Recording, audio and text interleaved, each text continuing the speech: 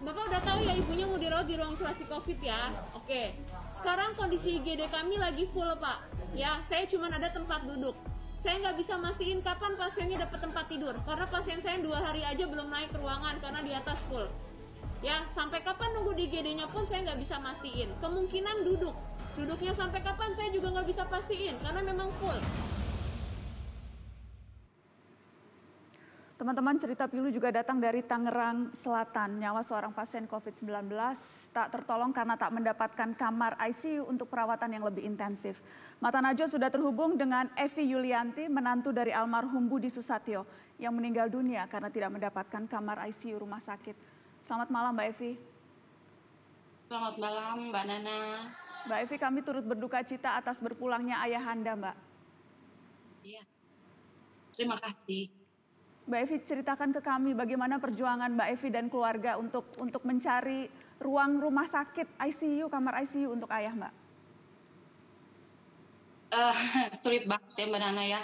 Dari awal saya dari tanggal 20 tadi tanggal 19 Papa tuh kita udah ke Satgas Covid, udah minta tolong karena memang dalam satu rumah itu ada 4 orang yang terpapar COVID. Tapi hanya Papa saja yang memang karena ada karena batuknya juga agak keras, memang bukan OTG, jadinya kita khawatir banget. Nah, kita langsung ke Satgas Covid, tapi masih belum, katanya memang penuh, rumah aja dulu, sambil dicek situasinya. Memang kita memang dikirimin alat saturasinya sama saudara, terus kita setiap saat selalu cek. Dan memang saturasinya di bawah 95, itu sekitar 84, 85, naik-naik. Papa kita udah lemes banget, dan memang sebelumnya kita udah minta tolong ke Satgas, tolong dong, karena memang kita nih butuh banget papa kita untuk segera dikasih oksigen gitu. Mbak Evi waktu itu mencoba kemana saja Mbak? Semua jalur sudah dicoba betul-betul kemana-mana? Waktu pertama memang kita ke Satgas Covid dulu karena ke RT kita udah mulai, aku telepon dan lain-lain. Setelah itu papa dibawa ke puskesmas. Di puskesmas seperti apa Mbak kondisinya? Alat-alatnya terbatas atau seperti apa? Ya, puskesmas kecil, nggak ada apa-apa, cuma ada tabung oksigen sama sama infus aja, udah gitu aja Mbak Nana. Jadi kayaknya itu nggak akan bisa gitu kalau menurutku. Jadi aku langsung telepon beberapa rumah sakit Tangsel, rumah sakit semuanya kita telepon. Aku telepon bahkan putra bungsu papa yang sedang ada di kedinasan luar negeri, itu juga dia telepon ke seluruh kolega-koleganya bantu aku, karena di sini memang hanya ada aku aja yang negatif Mbak Nana, sama anakku aja gitu. Jadi memang dari sini aku udah telepon, aku udah minta tolong ke Dinkes juga. Aku sekitar ada 20 rumah sakit lebih, malah sekitar 30, karena memang saudara-saudara mama pun yang dari Surabaya itu udah kelimpungan untuk nyari-nyari, udah bener-bener full. Maka dari satu itu ada juga yang waiting list. Papa saya dapat nomor 22, bayangin, dapat nomor 22, itu kita harus nunggu di nomor 22 itu.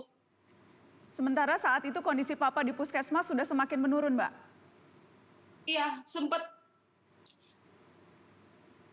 naik, tapi malamnya turun lagi, dan kita terus-terusan mencari terus, minta tolong ke Dinkes dan lain-lain, tapi memang nggak ada. Jawabannya selalu full.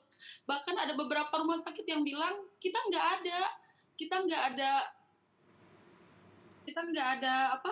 ICU COVID. Padahal yang aku lihat di internet itu rumah sakit rujukan. Gimana dia bisa bilang kita bukan rumah sakit rujukan, sedangkan di internet saya cari memang dia rumah sakit rujukan gitu. Saya dengar Mbak Evi bahkan sampai bilang berapapun biayanya, berapapun Mbak Evi akan siap begitu. Saking Mbak Evi betul-betul sudah putus asa saat itu, betul itu Mbak? Jujur aja saya udah putus asa, saya bilang sama saudara-saudara saya, tolong carikan rumah sakit berapapun saya bayar. Itu. Apapun bisa saya jual nggak apa-apa, apapun bisa saya korbankan asalkan papa saya masuk ICU. Jadi berapa lama akhirnya Papa di puskesmas, Mbak? Papa di puskesmas itu hanya 2 hari. 2 hari itu pun kalau kita lihat fotonya, aku makanya nggak kasih foto karena aku nggak tega banget. Karena memang alatnya cuma tabung oksigen dan ini aja. Dan dokter puskesmas pun sudah berusaha, dokter puskesmas juga mencari rujukan rumah sakit, Mbak? Iya, saya juga terus WA ke dokter puskesmasnya. Saya minta tolong sama dokter-dokternya yang jaga, ayo dong dok, tolong, aku bilang gitu. Dan dia pun sampai ke Jakarta, kemanapun selalu screenshot ke saya, Bu, ini begini jawabannya, Ibu ini begini jawabannya, tapi memang nggak ada sama sekali, gitu. Betul-betul turut berduka Mbak Evi, pengalaman Mbak Evi dan keluarga yang harus kehilangan Papa karena tidak dapat kamar ICU. Jadi yang paling Mbak Evi sesalkan itu karena aksesnya itu sebetulnya ada tapi tidak bisa menembus akses itu. Begitu ya Mbak, yang disesalkan tuh kenapa tidak bisa masuk ICU? Ya, yang saya sesalkan adalah kenapa yang lain bisa, sedangkan masyarakat biasa seperti saya ini nggak bisa masuk.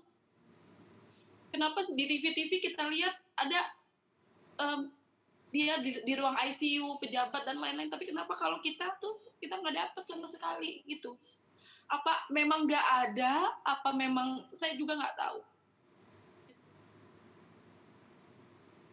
Pengalaman yang luar biasa, pahit yang harus Mbak Evi dan keluarga lalui. Apa yang ingin Mbak Evi sampaikan, Mbak? Apakah ke pemangku kepentingan tertentu atau ke negara atau mungkin ke publik? Apa yang ada di dalam dada Mbak Evi yang mau dibagi ke kami?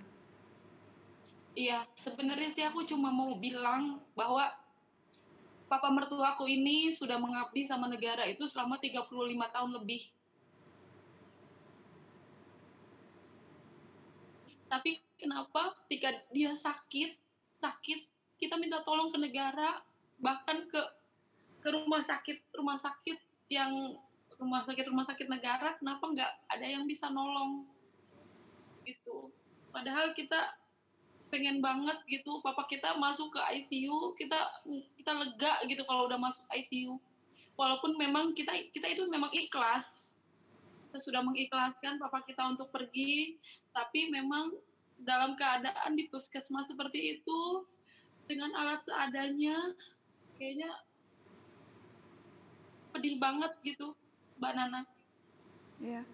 Kalau kondisi keluarga yang lain, apa masih ada yang positif COVID saat ini, Mbak Evi? Iya, masih ada. Itu suami saya, mertua perempuan saya, sama adik ipar saya. Dalam satu rumah masih isolasi karena kemarin kita cari-cari juga untuk mama karena darahnya memang tinggi, itu susah juga. Mbak Nana sampai sekarang masih susah.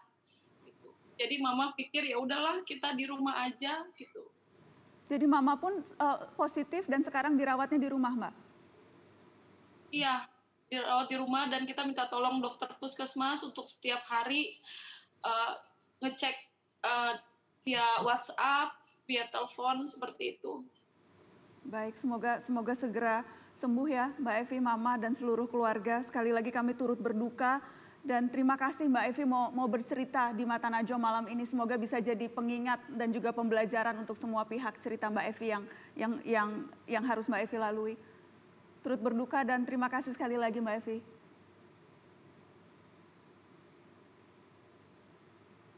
Tetap di Mata Najwa, kami akan kembali dengan melihat kondisi di salah satu rumah sakit rujukan di RSUD Cengkareng. Kita akan lihat bagaimana situasinya malam ini, real time, sesaat lagi.